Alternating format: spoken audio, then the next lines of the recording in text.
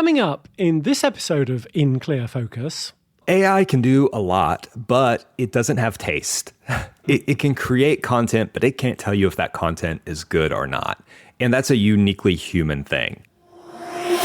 You're listening to In Clear Focus, fresh perspectives on marketing and advertising, produced weekly by Big Eye, a strategy-led full-service creative agency growing brands for clients globally. Hello, I'm your host, Adrian Tennant, Big Eye's Chief Strategy Officer. Thank you for joining us. Social media platforms come and go. Features change overnight. Algorithms shift without warning. Yet some brands consistently create content that resonates, builds community, and drives results, regardless of which platform dominates the cultural conversation. What separates these successful brands from those struggling to keep up? Well, the answer isn't about chasing the latest trend or cracking the algorithm. It's about mastering timeless principles that work on any platform in any trend cycle. Our guest today has spent 15 years mastering these principles. Jon-Stephen Stansel is the founder of Saturn 9 Media, a social media management and strategy consultancy based in Bentonville, Arkansas. Throughout his career, Jon-Stephen has managed social media for major entertainment franchises, including Amazon Prime's Invincible, The Lord of the Rings of Power, and Avatar, The Way of Water, as well as for higher education institutions and government. He's presented at conferences and has appeared on numerous business podcasts advocating for social media professionals. Jon-Stephen's new book, published by Kogan Page, is The 10 Principles of Effective Social Media Marketing, Strategies to Guarantee Impact. Drawing on his extensive experience, the book provides practical guidance for creating posts that connect with audiences every time, packed with real-world examples from brands like HBO, Xbox, and Beyond Meat. To discuss why social media requires dedicated teams and budgets, how to develop a consistent brand voice that resonates, and the role of human judgment in an AI-enabled world, I'm delighted that Jon-Stephen is joining us today from Bentonville, Arkansas. Jon-Stephen, welcome to In Clear Focus. Hi, I'm excited to be here today. Well, Jon-Stephen, I mentioned it briefly in the intro, but could you start by telling us about the kind of work you do at Saturn 9 Media? Yeah, so I'm the founder of Saturn 9 Media. We're a small agency that does social media marketing for clients all over, mostly in the entertainment industry these days, though. We work on accounts for large franchises, television shows like Amazon Prime's Invincible, Has Been Hotel, and several others. Perfect. So what prompted you to write the 10 Principles of Effective Social Media Marketing? Well, I've been doing social media marketing for close to 15 years now, and I've always wanted to write a book. My background is in academia, so that was always kind of a goal in life. The problem, though, with social media is that it changes so frequently that, most books written on the subject are destined to be outdated by the time they go to publishing. So I thought about the course of my career, 15 years working, and what principles stood out to me as fundamental and evergreen. Facebook could go belly up tomorrow, which it won't, but if it were to happen, these principles would still apply to any other social network, regardless of if you're doing video or text-based or image-based social. Just no matter what you do, these ones should stay true for the foreseeable future.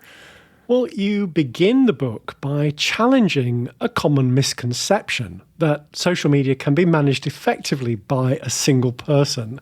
How is this belief harmful to brands? Oh, I think so often we think of the lone social media manager, just one person running all of the things, and those days are gone, especially for larger brands. Maybe it can be done for smaller local businesses, but once you hit a certain point, it requires a team of people working on it. Social media is 24/7. People need to sleep, right?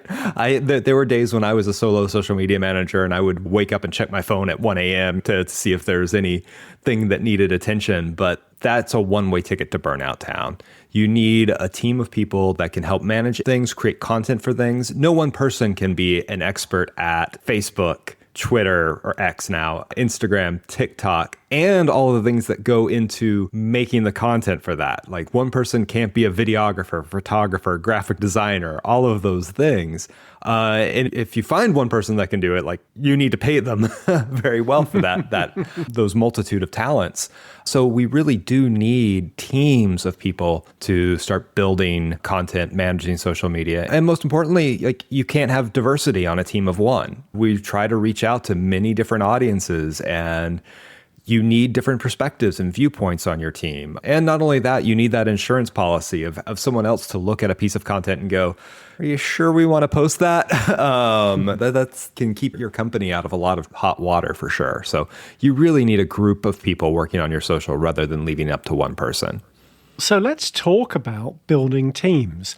Jon-Stephen, what does an effective social media team structure actually look like? I interviewed several different social media managers about what their teams were from different brands, large and small, different industries, from education to retail, to see what their teams looked like. And the answer is there's no one perfect model for a social media team. It's going to depend on the business. Some are structured around platform. So they might have a team where they have one person whose sole responsibility is Facebook, another person whose sole responsibility is Instagram, TikTok. Or they might have it more of a structure of skill-based. Okay, we have one person who handles the graphic design content, one that handles anything video, etc. What you really do need to do is take a look both at your goals and your resources when developing a team and saying, okay, what team structure looks best for what we can do?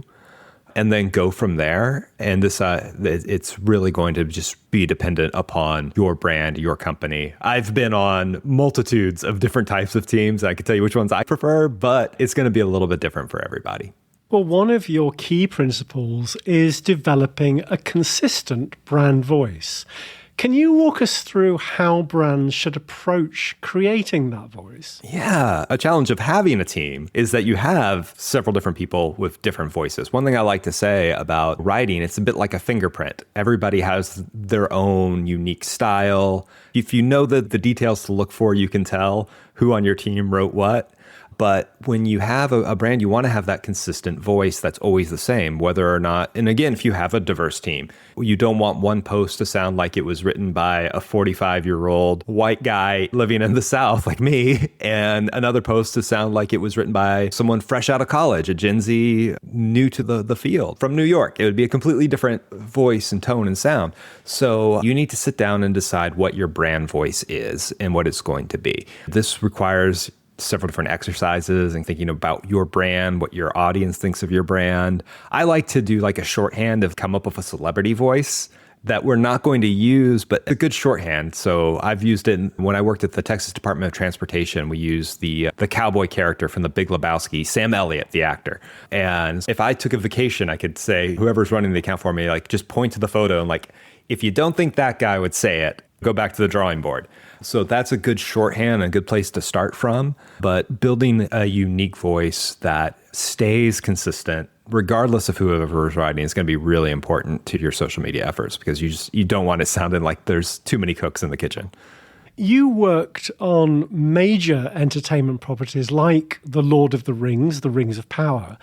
Jon-Stephen, how did managing social media for passionate fandoms shape your approach? Oh, man. My North Star on any account, but entertainment accounts especially, is that no matter what you're working on, it's somebody's favorite thing. It is the show that somebody is waiting every week. They've got it scheduled that they're going to watch it the moment it comes out.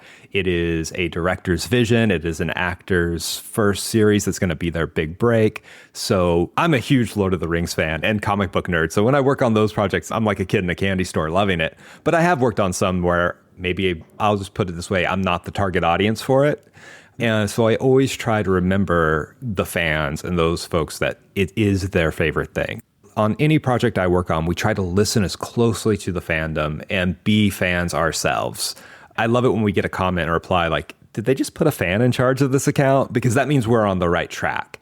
I'll be honest, I've got several like burner Facebook accounts so that I can join fan groups from and see what they're talking about and find out what they're interested in. What do they want to hear from there? What are their inside jokes? What are the little details that they're looking for in each episode, and find ways that we can put that into the content and let them know that we're listening and that it's not just some corporate account. It's people who care about the show as much as they do.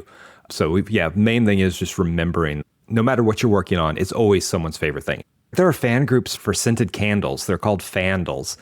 So no matter what you're working on, there's a fan group out there. That's what I tell people. It may not be as loud or as large as something like Lord of the Rings, The Rings of Power, or a big film franchise, but that doesn't mean they don't care just as much. So regardless whether or not you're working on a franchise or working for like a local coffee shop, you have fans. So you need to get out there and listen to them and give them that content that they're looking for. Well, let's discuss artificial intelligence. You write that effective social media marketing remains human, even with AI integration. How do you see AI fitting into social media management? AI can do a lot, but it doesn't have taste. It can create content, but it can't tell you if that content is good or not. And that's a uniquely human thing. It can't tell you if your audience is going to respond to that content. And to be honest, a lot of humans don't have taste.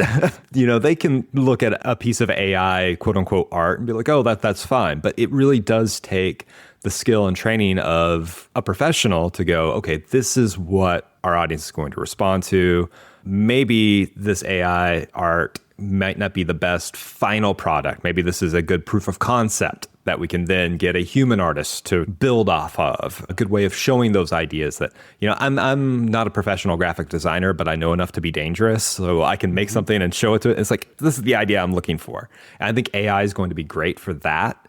I think there are going to be a lot of brands, or there already are, that are trying to skimp out and like, okay, we can just type something into ChatGPT, but it doesn't have that human element. And sometimes you can tell. I often joke that I'd want to rebrand myself as an artisanal social media manager, like 100% organic farm to tablet content.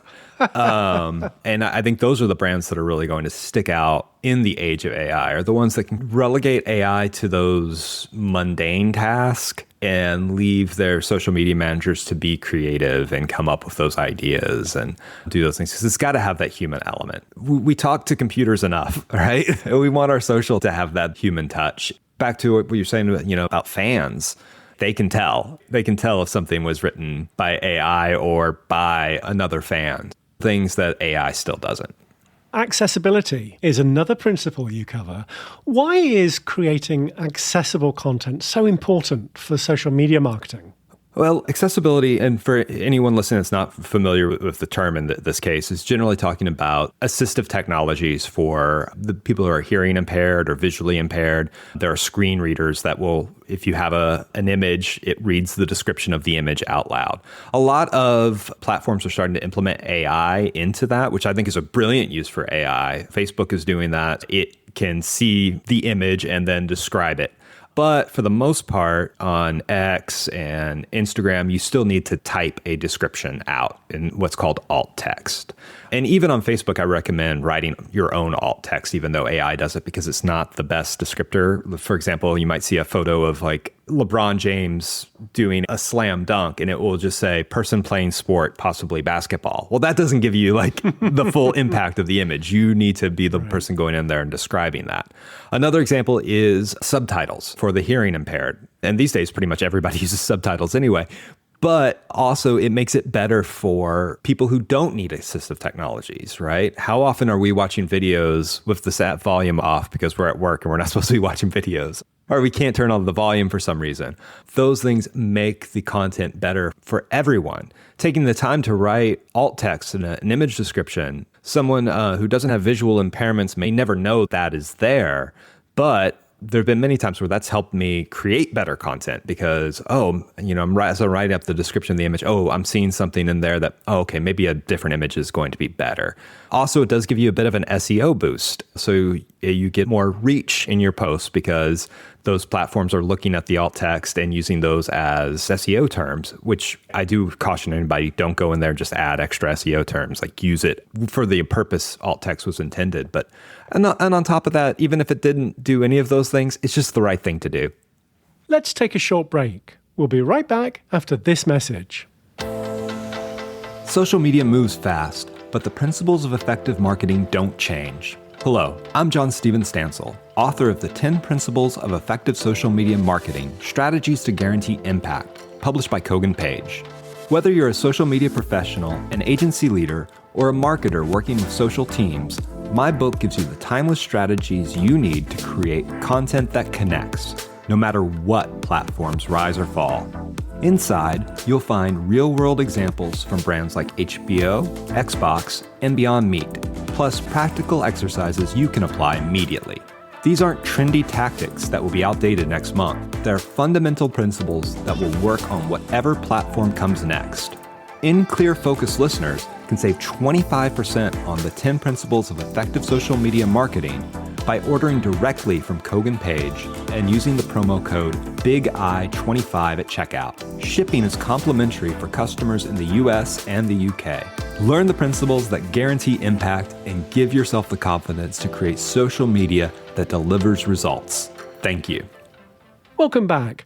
I'm talking with Jon-Stephen Stansel, founder of Saturn IX Media and the author of the Big Eye Book Club selection for December, The 10 Principles of Effective Social Media Marketing. Jon-Stephen, your book includes a chapter on budgeting that many might find surprising. What do brands really need to invest in? In the book, I joke that social media is free the way a puppy is free. Like you can start an account for free, but you've still got to take care of it. You've got to put some money behind it. Content isn't free.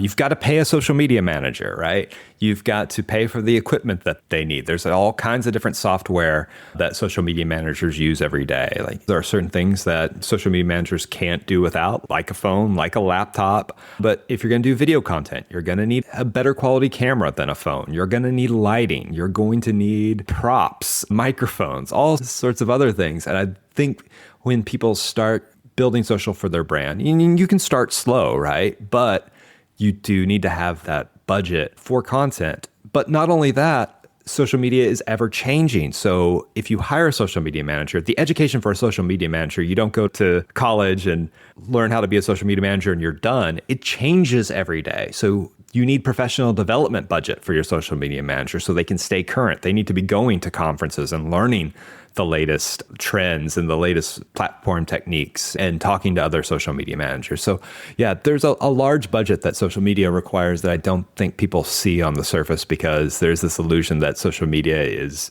free or it is cost effective, but there still is a cost. Chapter 8 of your book is about timing. You reference that now famous Oreo's Dunk in the Dark tweet from the 2013 Super Bowl.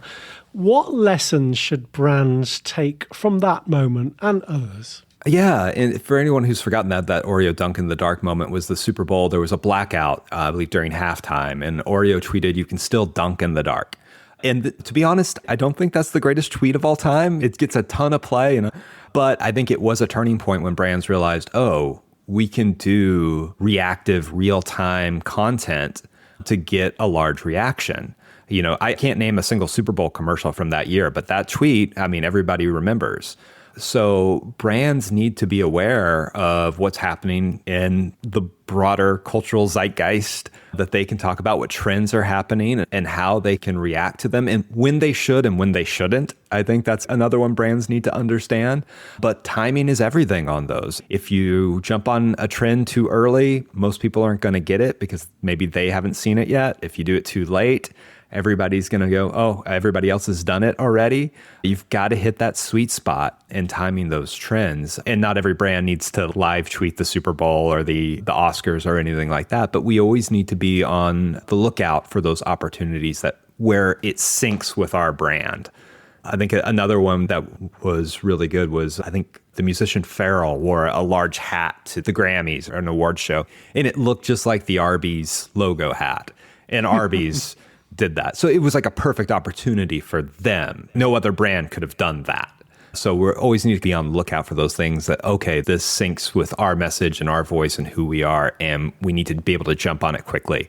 And that means giving your social media managers a little more control too, so they don't have to go through 90 layers of approval for something. Like, I think approvals are important because you don't want just one person just completely randomly shooting things out, but there needs to be a good middle ground where your social media managers can react quickly. One challenge you identify is approval processes that kill timely content.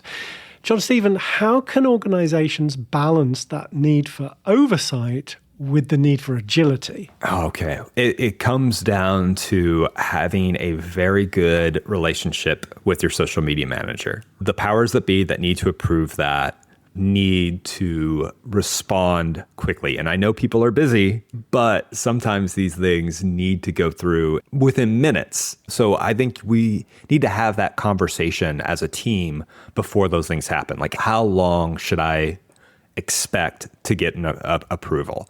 What is doable as our brand? Is it an hour? Is it 2 hours? Is it a day? Who needs to get these approvals? If we're talking something, how far up the chain of command does it need to go, and how quickly can we get it back? There's also a level of like trust that you need to have with your social media manager and build with them. So yes, we do major posts that go out on the brand's channels, but we also reply to comments. And I don't think we should have to ask for approval for every single time we reply to a customer's question or, I've worked in higher ed for a long time where, on the days of the graduation ceremony from the university account, I would be replying just congratulations to hundreds of students. It would be ridiculous to have to ask for an approval every time we did that. So you have to trust your social media manager at some level to be able to be the voice of your brand. That's another reason why I say social media manager is not an entry-level position. You want somebody that you can trust, that has experience, that has some skin in the game a little bit. Like, I've got a mortgage. I'm going to be careful about what I say on the brand social because there is some risk involved there. So you need to have that level of trust with your social media manager. And that's something that just needs to be built with time. Well, in your book, you write that effective social media marketing is either educational or entertaining. Jon-Stephen, how can brands that might think of themselves as boring create engaging content? There's no such thing as a boring brand. I'll be honest with you. Like, you may not find it interesting, but there's somebody out there that does, or you have something important to share with people. One thing I'm always concerned about when I talk to other social media managers and give advice is, well, you work on entertainment accounts. Of course, everybody wants to see this content. Well, when I first started freelancing, my two biggest clients were I was working on Invincible for Prime Video, the superhero TV show, and a startup called Better Place Forest. And what they do is they are in the end-of-life industry. After you purchase a tree in one of their forests and after you pass, that's where your ashes are spread. So in the morning, I was making jokes about like superheroes and superpowers. In the afternoon, I'm writing about how to talk to your family about your wishes after death, which is a very striking, just complete change of thinking. But what I learned there is there's important information for everybody. It's not boring. There are people out there who want that educational content. One of the goals at Better Place Forest was to destigmatize talk about death.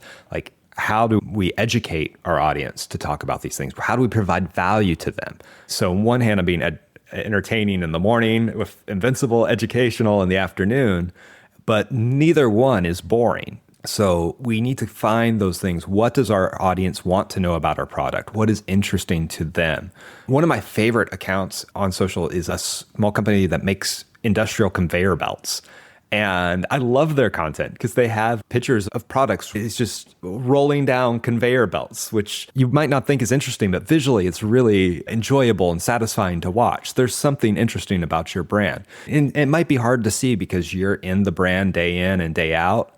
Like, get an outsider's perspective and find out what people have questions about. What do they think is interesting about your business? And go from there, because every business has something interesting about it.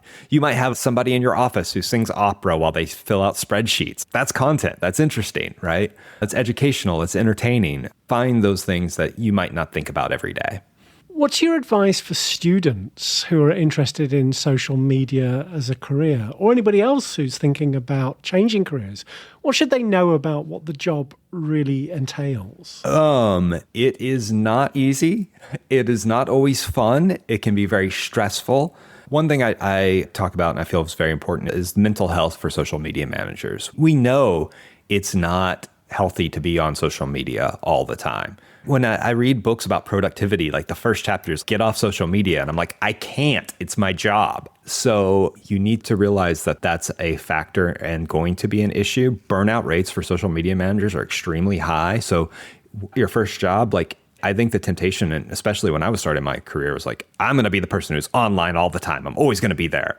You need to start from the beginning, like protecting your mental health, going out and touching grass, setting times when you are not on social media, and be in it for the long haul. Secondly, I would say don't be afraid to say no.